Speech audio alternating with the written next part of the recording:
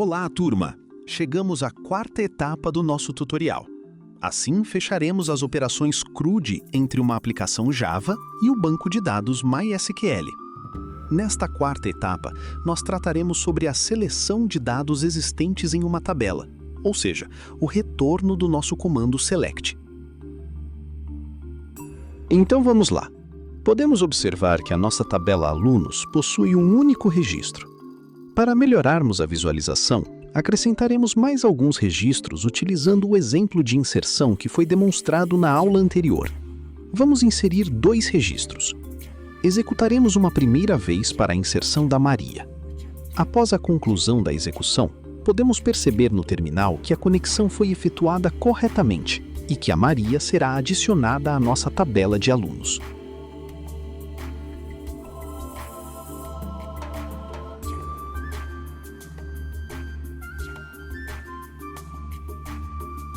Agora, iremos alterar os dados passados como argumento na execução anterior. Substituirei a aluna Maria pelo aluno Marcos, com a matrícula SI 123.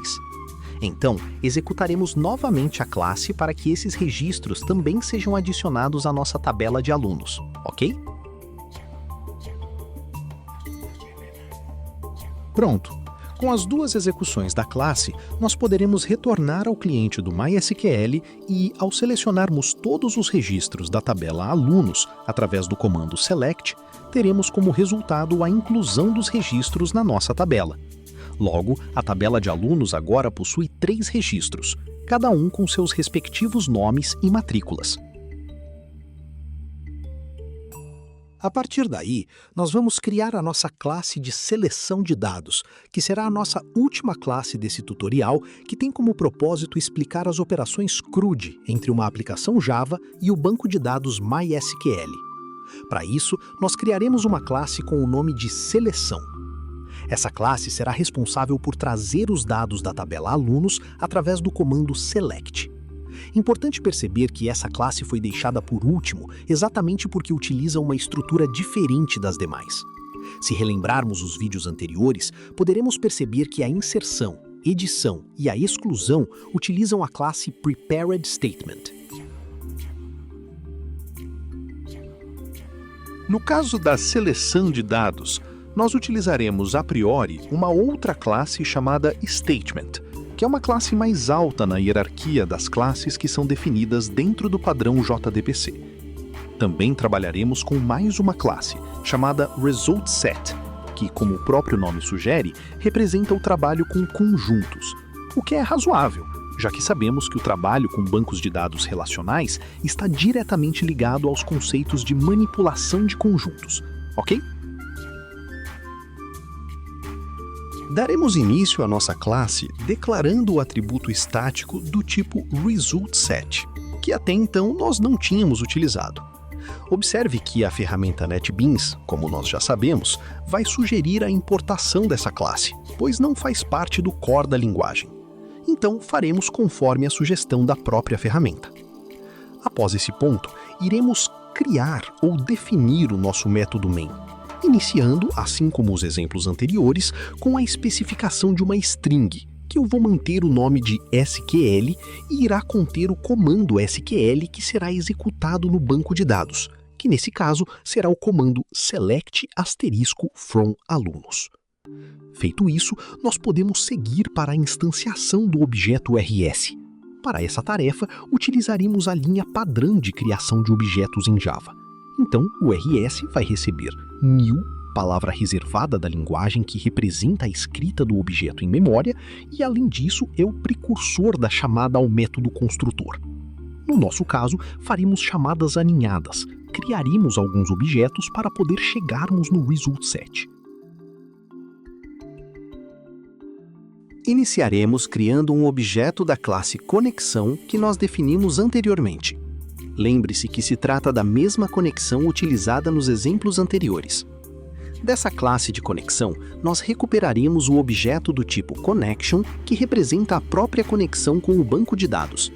E do objeto connection, nós criaremos uma estrutura, que, como dito anteriormente, é uma classe mais alta na hierarquia do padrão JDBC.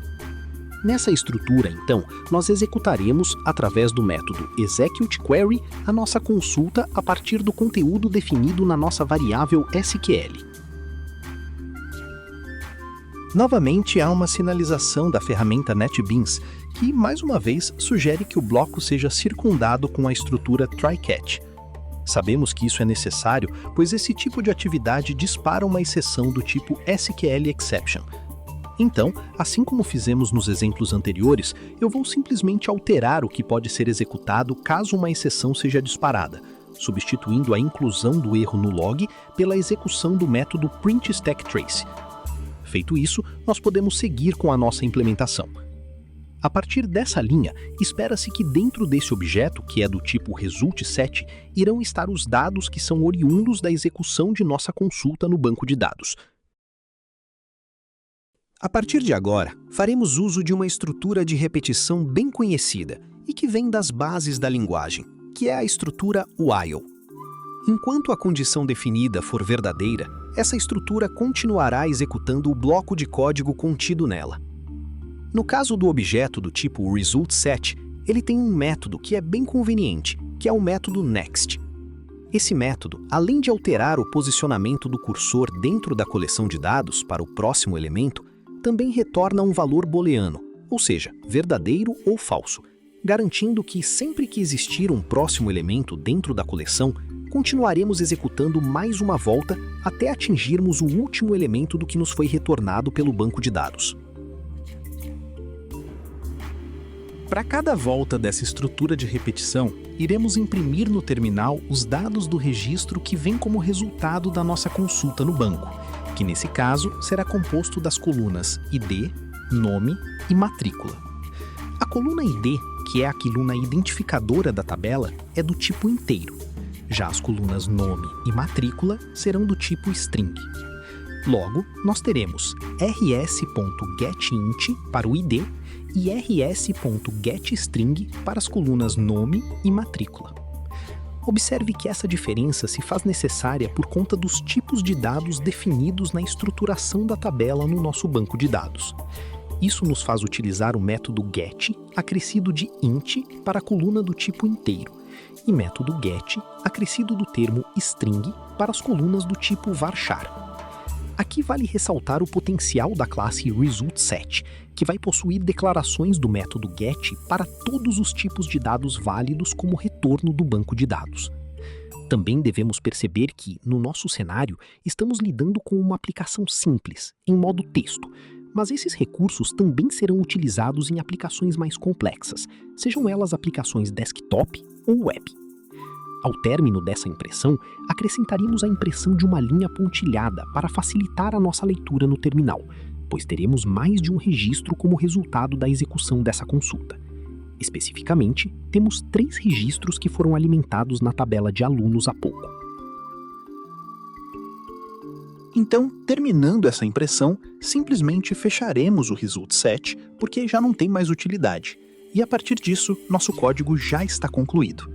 Agora, só nos resta executar a classe através do atalho Shift mais F6 e observar o resultado que virá do nosso banco de dados, que é, na verdade, a seleção dos registros da tabela de alunos. Aguardaremos a compilação e a execução do código. E observe que, no nosso terminal, teremos a mensagem que a conexão que foi efetuada com sucesso e um pouco mais abaixo os 3 registros que vieram lá do nosso banco de dados listados, o Alberto, a Maria e o Marcos, conforme nós já tínhamos visualizado no cliente do MySQL.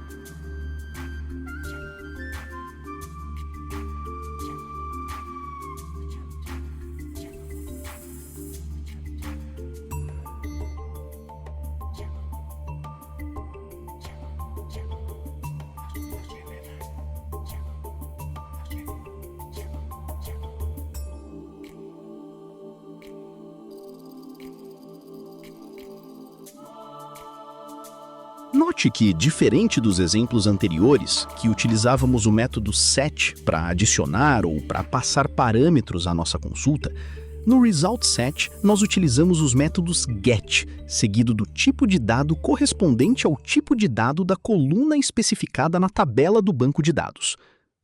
Com isso, nós fechamos a quarta operação do nosso CRUD, que é o acrônimo de Create, Read, Update e Delete, e estamos aptos a manusear de maneira simples e objetiva os dados contidos em uma tabela do MySQL a partir de uma aplicação Java. É isso aí, pessoal. Espero que tenham gostado do vídeo. Não esqueçam de compartilhar e curtir o vídeo e também seguir o nosso canal. Até uma próxima vez.